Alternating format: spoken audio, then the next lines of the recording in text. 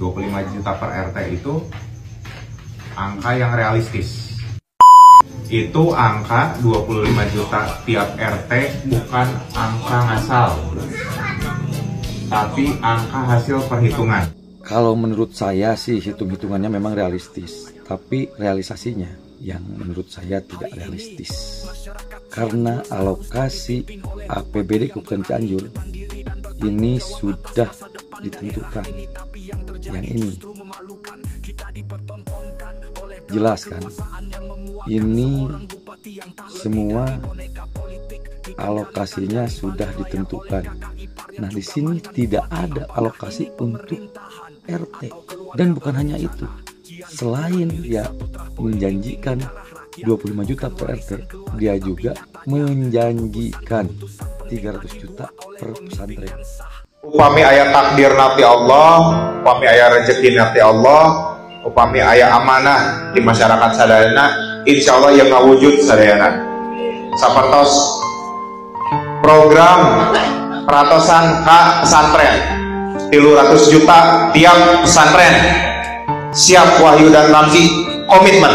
Siap Wahyu dan Ramzi komitmen. Siap Wahyu dan Ramzi komitmen. Termasuk insentif guru ngawas, insentif imam masjid.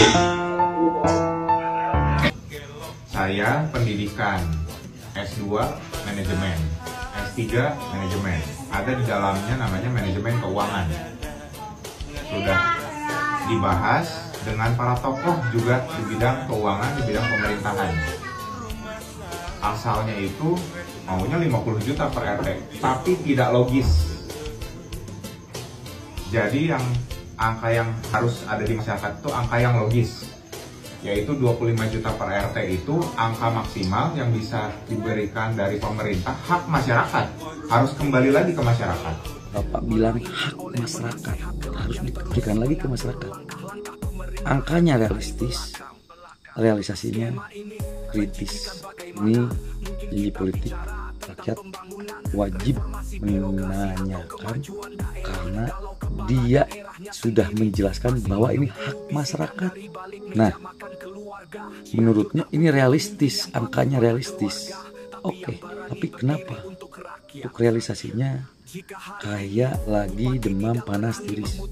Oke, sekarang kita bahas terkait masalah 25 juta per RT. Katanya hasil hitung-hitungan dan itu angka yang realistis. Yes, kalau angkanya realistis. Tapi kalau realisasinya nggak tahu tuh. Badan Pusat Statistik Kabupaten Cianjur 2024 menyatakan bahwa di Kabupaten Cianjur itu ada 10.580 RT, dan menurut Jabar Open Data 2021 jumlah pondok pesantren di Kabupaten Cianjur yang tercatat ada 353 pesantren. Oke, mari sekarang kita hitung secara realistis. Kita hitung sekarang 25 juta dikali 10.580.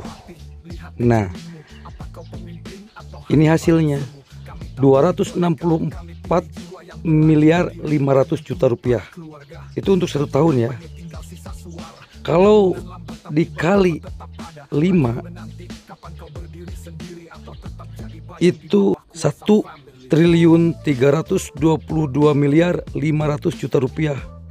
Nah, ditambah janji dia itu 300 juta per pondok pesantren dikali 353 pondok pesantren yang ada di Kabupaten Cianjur, itu sudah 105 miliar 900 juta rupiah.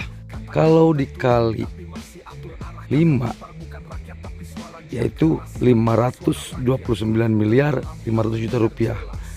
Kenapa dikali 5? Karena kan dia ngejabat 5 tahun. Nah, kalau dijumlahkan 529 miliar 500 juta ditambah 1.322 miliar 500 juta rupiah, jadi jumlah total janji politik Bupati Cianjur dalam waktu 5 tahun itu mencapai 1.852 miliar. Wow, pecah. Ini sudah melebihi PUPR. Ini anggaran tiap-tiap dinas dan tiap-tiap kecamatan se-Kabupaten Cianjur. Jadi ini sudah melebihi PUPR. Nih, ini PUPR ya. PUPR aja per tahun itu 238 miliar 66.747.700 rupiah. Nah, ini APBD Cianjur nih 4,9 triliun dalam 1 tahun itu. Jadi ini udah ada semua alokasinya. Hey, dengarkan kata-kata saya.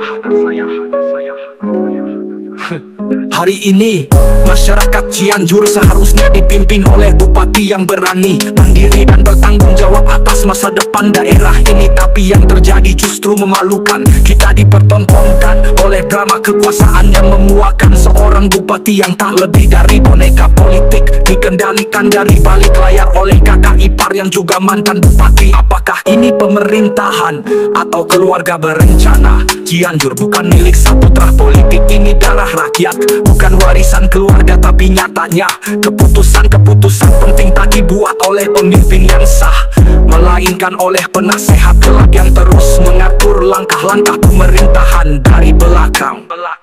Skema ini menjijikan. Bagaimana mungkin kita bicara tentang pembangunan, reformasi birokrasi atau kemajuan daerah kalau kepala daerahnya sendiri masih menunggu bisikan dari balik meja makan keluarga? Cianjur tak butuh pemimpin yang patuh pada keluarga, tapi yang berani berdiri untuk rakyat.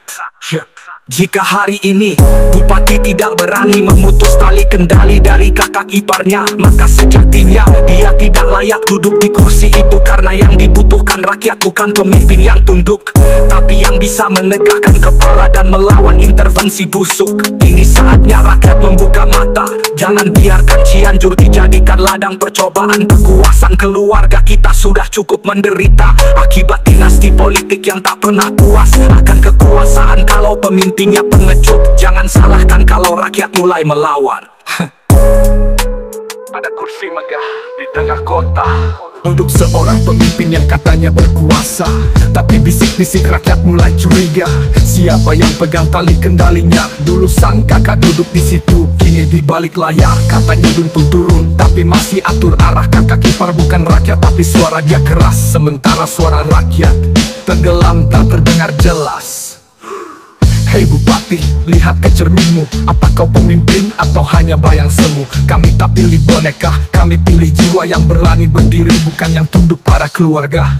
Janji kampanye tinggal sisa suara, pembangunan lambat tapi baliho tetap ada. Rakyat menanti kapan kau berdiri sendiri atau tetap jadi bayang di bawah kuasa family.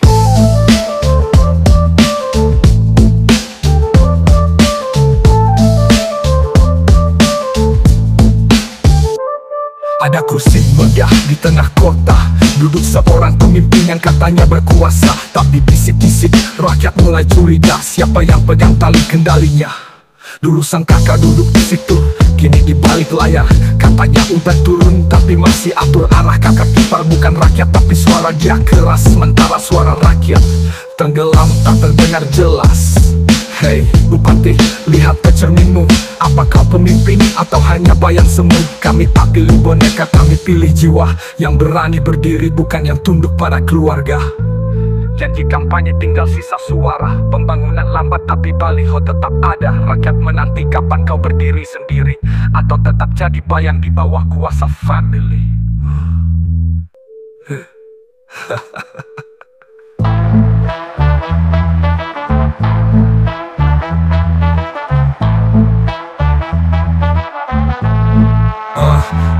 Janji kampanye tinggal sisa suara, pembangunan lambat tapi baliho tetap ada. Rakyat menanti kapan kau berdiri sendiri atau tetap jadi bayang di bawah kuasa family.